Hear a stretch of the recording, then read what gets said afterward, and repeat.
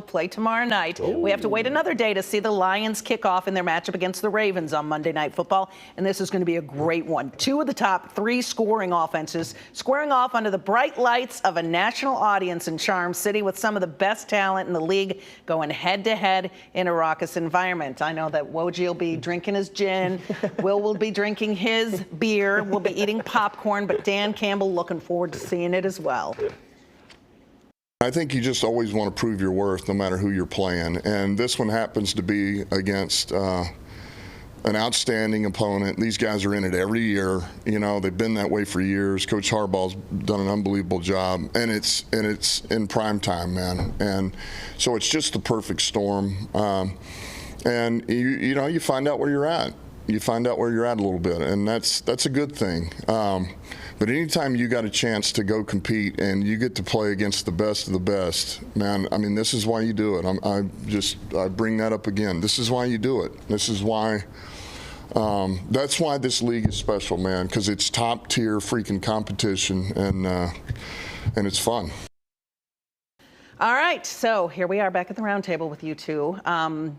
This is a big one. It's a measuring stick kind of early in the season. And Campbell said it correctly, and they haven't shied from it. They haven't even said, you know, oh, just another game. You know, it is right. A measure. Even Goff talked about how the Ravens have handled them in the past. So it is a chance, and I said this morning on our little show, that the Lions should be at the big boy table in the NFL, where they've been for a while. But right now, I only see 4 teams here. The Eagles, the Chiefs, the Bills, and the Ravens.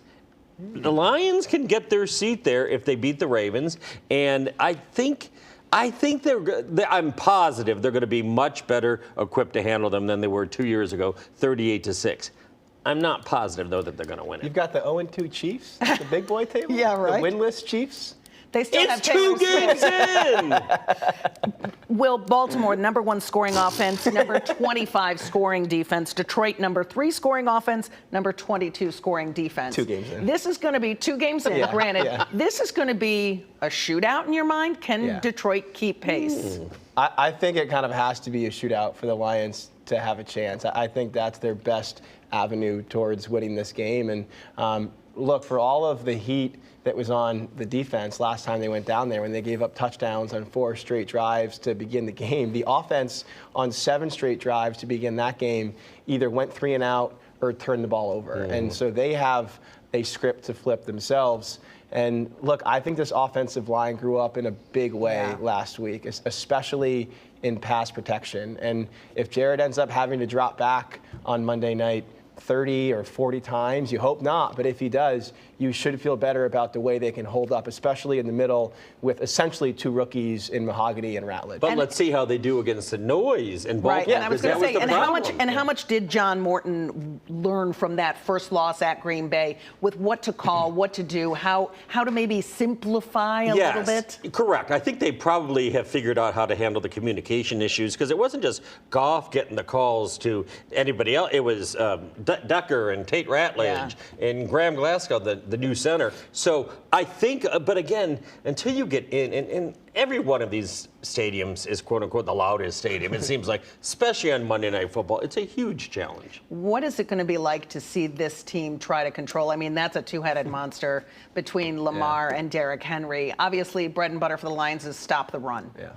Yeah, and Derrick Henry is a tractor. I mean, they call him El Tractorcito. I mean, he is a load, a monster to bring down. And I said it this morning on the pregame show, but I'll go back to it. The target for me is 90. When Derrick Henry rushed for over 90 yards last year, the Ravens were 11-0. When he was held under 90, they were 2-6. And look, to stop him, you have to commit extra resources to the box, which is going to leave those corners in Terrion and DJ and maybe even Amik on islands. And DJ and Terrion will be the first to tell you in coverage, they have not played well enough through 2 games. And there's going to be a bright one shined on them tomorrow. They have to step up to help this defense slow down this explosive offense. Quick predictions here for people who may have missed our intelligence this morning as we waxed on there. 7 games today decided in the final 2.5 minutes. Is this going to be a tight one that comes down to a field goal? I think it'll be a touchdown or less. I mean, the NFL is just notorious for this today was beyond the realm. Bonkers. Blocked field goals Bananas. and everything else. I think it's going to be like a 6 or 7 point game. I don't think it'll be as high scoring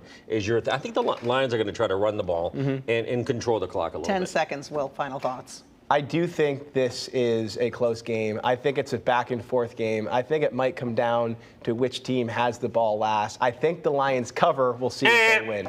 I'm going to give him 5 more seconds. All right, Lamar Jackson, 26-4 against the NFC in 30 games. All right, we're going to be back on the other side of the break. These two are staying with me. We are? Do your little thing. Do your little thing. Oh, yeah. We're going to talk some college football. Michigan.